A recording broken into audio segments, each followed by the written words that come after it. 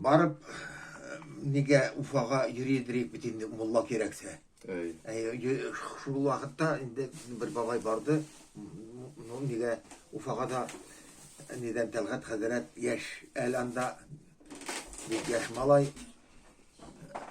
мұлла сұраған тіңдерден. Меға деген кәлләмті мұлланы берсең, яқшы болар ие біздің әлікеге знакомый кіші deyip сұрадым дей. Бабай өзіңде ұятсызлықта бар екен де енді деп айтты дей меға дей. Но берімін, ярар ебәрімін деп айтты дей.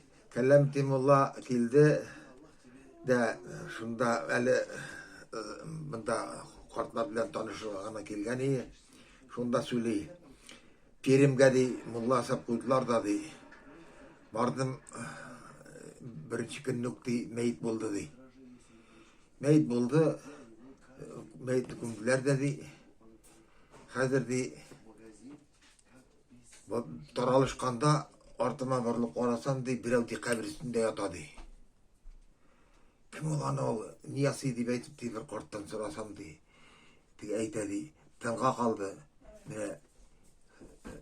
Нәнкер-мүнкер феріштелер келгеш, шуларға жауап бергенде, әгер яңғылса әйтіп бибәрге қалды деп айтады.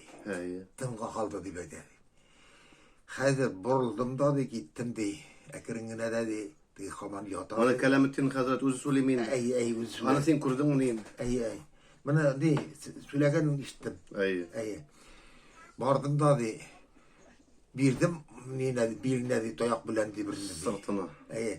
Секіріп тұрды да де, нәрсе деп айтады. Түш қазір, әгер тағын бір мәртебе көрсен, шында ұятқаныңны. Мынау таяқ сыңғанша беремді деп айттым. Сенен көтең түгіл анда, алар білен сөйләшірге, аларға айтып ебәрге. Аллахы тағала сенің тауышыңны, сөйлеген тауышыңны да іштірмәске тіләші жете, бүтін әйбірге. Бүтін көрмейм мұның іші елалар маташтырғанығын деп әйтті. Бұл Өзбекстанда болған хәлін сөйлейді? Жоқ, Перімде. Перімде. Аннан шуша келден ол бізге мұлла болып та, бізде